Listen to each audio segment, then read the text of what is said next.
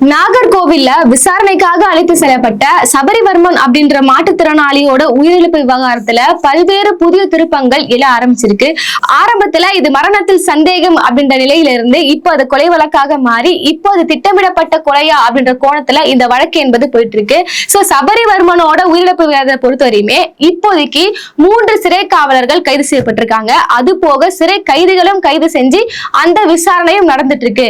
முதல்ல இந்த வழக்கோட பின்னணி என்னன்னு பார்த்தோம்னா, சபரிவர்மன் அவர் வந்து ஒரு பெட்டி கடை நடத்தி வராரு. இந்த பெட்டி கடையில ஒரு 200 கிராம்னா ஒரு 5 பாக்கெட் குட்கா பொருட்களை வித்திருக்காரு. இதை கண்டிச்சு காவல்துறை சில வார்னிங் எல்லாம் கொடுத்திருக்காங்க.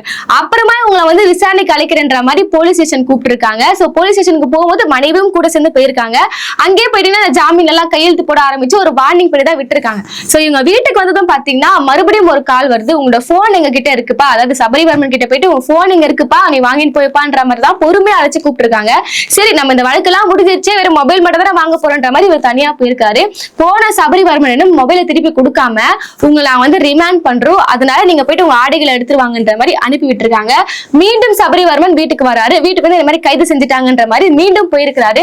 போன நபர் அதோட திரும்பி வரவே இல்லைன்னு சொல்லி தான் அவங்க மனைவி கதறாங்க. சரி மறுபடியும் போயிட்டு இவங்க என்ன பண்றாங்கன்னா போய் பாக்குறாங்க. இவங்க அட்வொகேட் எல்லாத்தையும் போய் பார்த்துட்டு இப்ப அப்படின்னா வெள்ளிக்கிழமை நடக்குது இந்த விஷயங்கள் எல்லாமே பார்த்துட்டு என்ன சொல்லிட்டு வராங்கன்னா, சனி ஞாயிறு 2 நாள் வந்து இந்த விடுமுறை நாட்களை எங்களால பார்க்க முடியாது, திங்கக்கிழமை கண்டிப்பா நம்ம பெயில் எடுத்துலான்ற மாதிரி ஒரு நம்பிக்கை கொடுத்துட்டு வராங்க. வெள்ளிக்கிழமை மதியானம் வரையுமே அவங்கள பார்த்திருக்காங்க. ரொம்ப நலமோடு இருந்திருக்கிறாரு, சாப்பிட்ட எல்லாமே சொல்லியிருக்காரு. அப்புறமா திங்கக்கிழமை சபரிவர்மனோட வீட்டுக்கு ஒரு கால் வருது.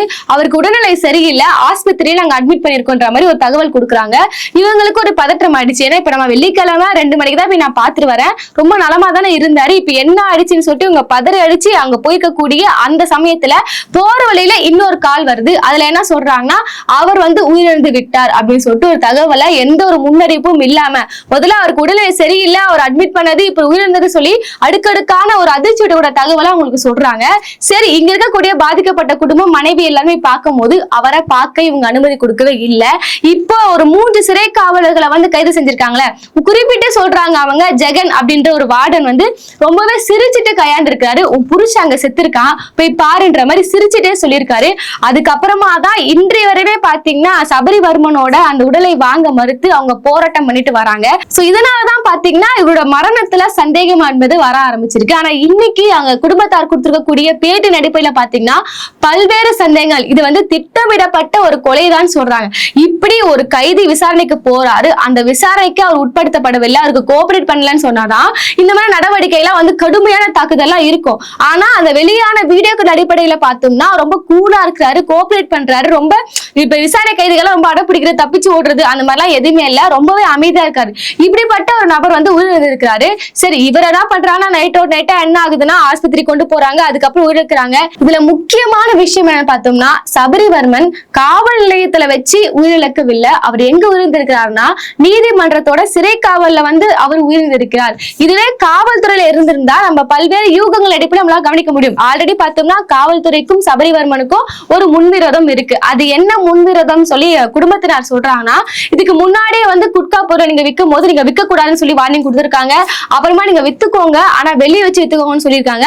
அதுக்கப்புறம் இந்த வழக்குல ஒரு சீக்கிரமே என்ன பண்ணிட்டாங்கன்னா லஞ்சம் வாங்க ஆரம்பிச்சிருக்காங்க. லஞ்சம் பல முறை கொடுத்திருக்கேன், அதுவும் அவங்க கேட்டாங்க, நாங்களும் லஞ்சம் கொடுத்திருக்கிறோம்னு சொல்லி அவங்க மனைவி தெளிவாக ஒரு பேட்டி கொடுக்குறாங்க. அதையும் தாண்டி அவங்க அம்மா என்ன சொல்றாங்கன்னா, இதுக்கு முன்னாடி சபரிவர்மன் வந்து ஒரு இடத்துக்கு போகும்போது காவல்துறை லஞ்சம் கேட்டிருக்காங்க, இவர் வந்து அதற்கான ப்ரூஃப் வந்து என் மொபைல்ல இருக்குன்ற மாதிரி ஒரு வார்த்தையை விட்டுட்டு இருக்காரு. அதாவது காவல்துறை கிட்ட போயிட்டு நீங்க லஞ்சம் கேட்கறீங்கல்ல, நீங்க லஞ்சம் கொடுத்ததுக்கு நீங்க கேட்டதுக்கான ப்ரூஃப் என்பது என் மொபைல்ல இருக்குன்னு சொல்லி ஒரு வார்த்தை விட்டுருக்காரு. அப்போ கிளியர் கட்டாக நம்மளுக்கு ஒரு விஷயம் என்ன புரியுதுன்னா, இதன் அடிப்படையில பார்த்தோம்னா காவல்துறைக்கு எதிரான ஒரு ஆதாரம் என்பது என்கிட்ட இருக்கு, நீங்க லஞ்சம் வாங்குறதுக்கான ஒரு ஆதாரம் இருக்கு, அதன் காரணமாக திட்டமிடப்பட்ட ஒரு கொலையா, அப்ப வேணே கரெக்டா அவர் வந்து விசாரணைக்கு வர வச்சுதான் இவரை வந்து நம்ம கொலை பண்ண போறோம் அப்படின்ற நோக்குல தான் இவ்வளவு விஷயம் நடந்ததா அப்படின்றத ஒரு கேள்விக்குறியான ஒரு விஷயம். சோ இதே விஷயம் என்பது காவல்துறையில காவல் நிலையத்துல வச்சு நடந்திருந்தா கிளியர் கட்டாக புரிஞ்சிடும். ஆனா இந்த விஷயம் என்பது எங்க நடந்திருக்குன்னா சிறை காவல்ல நடந்திருக்கு. இப்ப காவல்துறை வந்து இங்க இருக்க யாரோ ஒருத்தர் யார் அங்க பிரஷர் கொடுத்து இங்க சிறை காவல இந்த விஷயம் நடந்திருக்கு. இங்க காவல்துறைக்கும் அதாவது இந்த போலீஸுக்கும் சபரிவர்மனுக்கும் ஒரு பிரச்சனைனா அங்க வார்டனுக்கும் சபரிவர்மனுக்கும் என்ன தொடர்பு இருக்க போது, அவர் எப்படி அடித்து கொலை செய்யப்பட்டாருன்றதா இங்க கேள்விக்குறியான ஒரு விஷயமா இருக்கு. ஆனா இந்த குடும்பத்தினர் யாரை நேரடியாக கை காட்டுறாங்கன்னு பாத்தீங்கன்னா தெற்கு தாமரை குளத்தோட எஸ்ஐ அவர் தான் இதெல்லாம் பிளான் பண்ணி பண்ணிருக்கிறாரு, அவர் சொல்லிதான் எல்லாமே நடந்திருக்குன்ற மாதிரி இவங்க நேரடியான ஒரு குற்றச்சாட்டை வைக்கிறாங்க. சரி, ஆனா இப்ப வெளிவந்த தகவலின் அடிப்படையில பார்த்தோம்னா சிறை காவல்ல என்ன நடந்துச்சு அதை முதல்ல பாத்துடலாம். சிறை காவலை பொறுத்தவரையுமே அவர் ஆல்ரெடி பசியில இருந்திருக்கிறாரு, உடல் அளவிலும் மனதளவிலும் துன்புறுத்தப்பட்டிருக்காரு. அதனால இவர் அந்த சிறை காவல் இருக்கும் போது ரொம்ப புலம்பி அழுது கத்தி இருக்கிறாரு. நம்மளுக்கு ஏதோ சுத்தி தப்பா நடக்குது, நம்ம எதுவுமே பண்ணலையே, நம்ம ஏதோ பண்ண போறாங்கன்னு சொல்லி அவர் விழுந்து கத்த ஆரம்பிச்சிருக்காரு. அங்க இருக்கக்கூடிய வார்டன் இப்ப அவங்க மனைவி சொன்னாங்கல்ல, மாச்சேரிக்கு வரும்போது சிரிச்சுக்கிட்டே சொன்னாரு, உன்னோட ஹஸ்பண்ட் வந்து இறந்து போயிட்டான்னு சிரிச்சுட்டே சொன்னார்ல, அந்த வார்டன் போய் பார்த்திருக்காரு. பார்த்து நீ கத்தாதன்னு சொல்லியிருக்காரு. அதே மீறி இவர் கத்த ஆரம்பிச்சிருக்காரு. சோ முதல்ல இவர் கத்தும் போதே அவர் வந்து உடல் ரீதியாக ரொம்ப துன்புறுத்திருக்காங்க, அடிச்சிருக்காங்க. சோ ஆல்ரெடி பசியில் இருந்தது, குடும்பத்தினால ஒரு வேதனை, அதையும் தாண்டி படிச்சு வர இருக்கிறாங்க.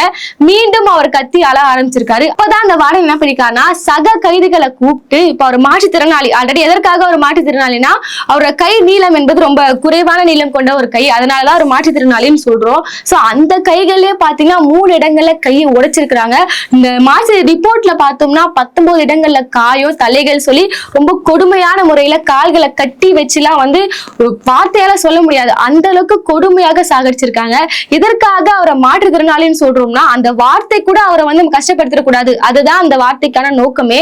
ஆனா இப்ப நீதிமன்ற சிறை காவல் எடுத்துக்கிட்டோம்னா அங்க இருக்கக்கூடிய கைதிகளை டீல் பண்ற ஒரு விஷயம் எடுத்துட்டோம்னா அதுக்குன்னு சில ரூல்ஸ் எல்லாம் இருக்கு. அதுவும் மாற்றுத்திறனாளிகளுக்குன்னா எந்த அளவுக்கு அவங்களை கையாளணும்னு ஒரு விஷயம் இருக்கு. இப்படி ஒரு 5 பாக்கெட் குட்கா பொருள் சொல்லி கூட்டிட்டு போயிட்டு அது தடை செய்யப்பட்ட பொருள், அது விற்பனை செய்யக்கூடாது, அதுல எந்த ஒரு மாற்று கருத்தும் இல்ல. ஆனா இந்த ஒரு வழக்கு, அதாவது சொந்த ஜாமீன்லயே வெளியே வர முடியும் அப்படிப்பட்ட ஒரு வழக்குல இவர் கொண்டு போய் பண்றாங்கன்னா ரொம்பவே ஒரு மோசமான விஷயம். 3 சிறை காவலர்கள் இப்போ ஜெகன் என்ற ஒரு பேர் தான் அதிகமாக அடிப்படுது. நக்கீரன்ல வெளிவந்த ஒரு செய்தியின் அடிப்படையில பார்த்தோம்னா ஜெகன் என்பவர் அந்த சிறைச்சாலையிலேயே நிறைய வந்து இந்த போதைப் பொருட்களை கைமாற்றக்கூடிய அந்த வேலைகள் ரொம்ப பவர்ஃபுல்லான ஒரு ஆளா, இந்த சிறையில நான் வச்சுதான் சட்டம்ன்ற அளவுக்கு அவங்க ரொம்ப ஒரு பவரான ஆளுன்னு சொல்றாங்க அந்த செய்திகள் அடிப்படையில பார்த்தோம்னா. சோ இவரு தான் திட்டமிடப்பட்டு செஞ்சாரா இல்ல இங்க இருக்கக்கூடிய காவல்துறை ஆல்ரெடி பார்த்தோம்னா சபரிவர்மனுக்கும் இங்கேயும் பாத்தீங்கன்னா ஒரு முன்விரோதம் பேச்சுவார்த்தைகளா போயிட்டு இருக்கு, இதன் காரணமாக இவங்க பிரஷர் கொடுத்து இந்த வேலையை செஞ்சாங்களன்றதுதான் இப்ப கேள்வியான ஒரு விஷயமாவே இருக்கு. இந்த வழக்கை பொறுத்தவரையுமே சிபிஐ, விசிகா, டிஎம்கே போன்ற எல்லா கட்சிகளும் பேச ஆரம்பிச்சிருக்காங்க. ஆனா ஸ்டில் இன்னி வரையுமே தமிழக வெற்றி கழகம் மாற்றத்திற்காக வந்த சட்ட ஒழுங்கை சரி பண்றேன்னு சொல்லி வந்திருக்கக்கூடிய இந்த ஆட்சியாளர்கள் வாயை திறக்காம இருக்கிறாங்க. இப்ப இன்னி வரையுமே பாத்தீங்கன்னா நான் பேசிக் கொண்டிருக்கக்கூடிய இந்த சமயம் வருமே அங்க இருக்கக்கூடிய பாதிக்கப்பட்ட குடும்பத்தினோட குடும்பம் என்பது ரொம்ப போராட்டத்துல இருக்கிறாங்க, உடலை வாங்க மறுக்கிறாங்க. அவங்க தரப்புல இருந்து ஒரு கோரிக்கை என்னவா இருக்குன்னா, அடிச்சு கொண்டுட்டீங்க, அதாவது எப்ப என்னோட கணவனுக்கு என்ன ஆயிடுச்சு, எதுக்காக கூட்டிட்டு போனீங்க, அதெல்லாம் தாண்டி அடிச்சு கொண்டுட்டீங்க. இதுக்கப்புறமா சபரிவர்மனுக்கு ஒரு 4 வயது ஆண் குழந்தையும் இருக்கிறாங்க, நானும் பாத்தீங்கன்னா ஒரு சிங்கிள் பேரண்ட், இதுக்கப்புறம் நான் காப்பாத்தணும், அதனால எனக்கு ஒரு என்னோட தகுதியின் அடிப்படையில எனக்கு ஒரு அரசு வேலை வரணும்ன்றதுதான் அந்த குடும்பத்தோட ஒரு இன்னொரு கோரிக்கையா இருக்கு. அதையும் தாண்டி இந்த வழக்கை சிபிஐ விசாரணைக்கு கொண்டு போகணுன்றதுதான் அவங்களோட முதன்மையான ஒரு கோரிக்கையே. கரெக்டான நீதி என்பது எங்களுக்கு வேணும், அந்த சிறை காவலர்கள் எல்லாருமே கைது செய்யப்படணும், அதுவரையும் உடலை வாங்க மாட்டோம்ன்றதா இவ்வளவு நாளா போயிட்டு இருக்கு. இப்ப சிஎம் சாரை பார்த்து ஒரு நேரடியான கேள்வி என்ன பாத்தீங்கன்னா, அப்போ அஜித்குமார் லாக்அப் டெத் நடக்கும் போது இந்த மாதிரி சாரி வேண்டாம் நீதி வேணும்ன்ற அளவுக்குலாம் நீங்க போராட்டத்தெல்லாம் கையில் எடுத்தீங்க, ஆனா இன்னைக்கு உங்க ஆட்சியில நடந்திருக்கு, இப்ப இருக்கக்கூடிய மக்கள் வந்து ரீல்ஸ் வேணாம் நீதி வேணும்னு போராடுறாங்க, குறைந்தபட்ச ஒரு பொறுப்புணர்வாது எடுத்துக்கணும், ஏன்னா காவல்துறை சார்பாக இது நடந்திருக்கு.